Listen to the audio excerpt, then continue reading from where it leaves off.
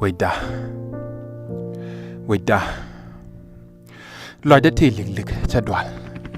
Lenga rwala di da mo kenerian nelle. Tulien kabe yeka. Gad wine ding kong wur ken kor duer ka Ferrari. Wait da wur kor wore kana baswale. Chako yeret chine kwany. Nama begada je gwejide. Mwao pe gari agada chup.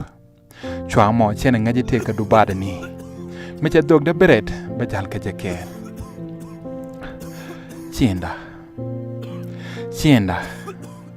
Cha chienda daga dine. Dung no chen ka bel let kana gad kiene ka. Mabumi ter koru mi wi nyuen hajin kwara amadong. Mat ka tab nywa ken liere kiene cha chokien dor. Dora wake ding tele jok mi liaske.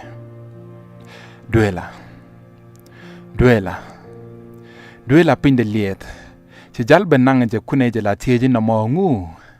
Ho yene duel mwanga ke kwel. Cha mo ngok chwa chuwelik. Chu kendor po ni kele utare inen me chuwe dur. Me chwa ker jagaro konchul. Chi martin wan chi kentul. Gwar cha jena kwaja nara ngaja por. Kan ma lena med kwang kwa len ngaja diet achang na mentele duel. Ma len chatit ka la bor waida ngaja tat.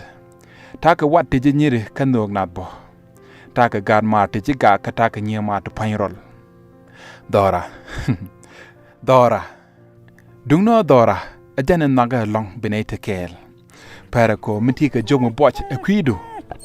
Ta dor meta ka por me porka na epone. Chu kon chu dang na roli. Kwan ka tok mal ka piu ka to re ne te jandok. Ku gan ngula belel ke ba yella to den. Tare chieng ni ke nyanya manta tare ni nyanya.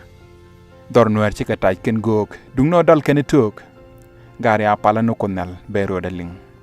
Engundang pala dong ba jaw daling. Wiu metitin lene ne luak.